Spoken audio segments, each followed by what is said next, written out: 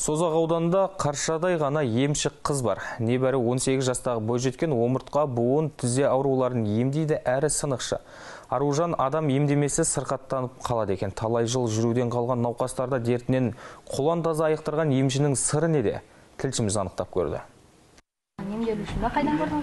Аружанның емшілікпен айналысып жүргеніне 2 жылға жуық уақыт болған. Ол отбасындағы жалғыз қыз болған соң алғашында бұл қабілетін ата-анасы көз тиеді деп ешкімге айтпаған. Алайда арбаға таңылған аруды аяқтан тұрғызып жіберген соң жас қыздың аты дүркіреп кетеді. Мен Созақ ауданы Қарағыз жалпы орта мектебінде былтыр алтын белгіге бітірдім. Биыл осы Түркістан қаласында МКТУ-ға Foundation группасына химия пәнінен түстім. Оқуға түстім. Мен негізі мектеп кезінен адам қарап бастадым. Бір үйдің жалғыз қызы болғандықтан ешкімге жарнама жасатпадық.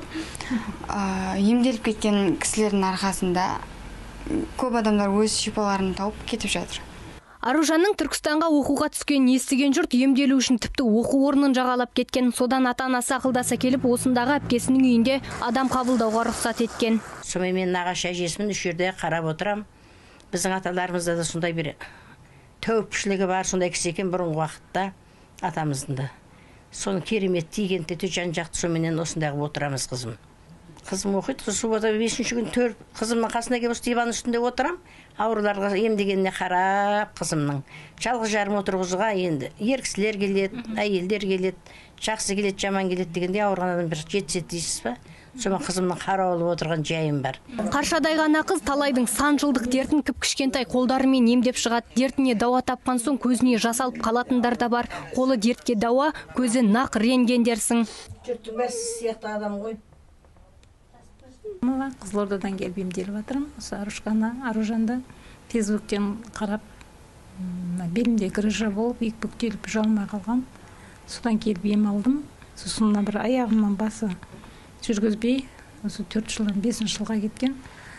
Сол еш жерден емін таба алмай жүрген. Соғысы Аружан тауып, бүгін осыны салдырып қайтып бара жатыр.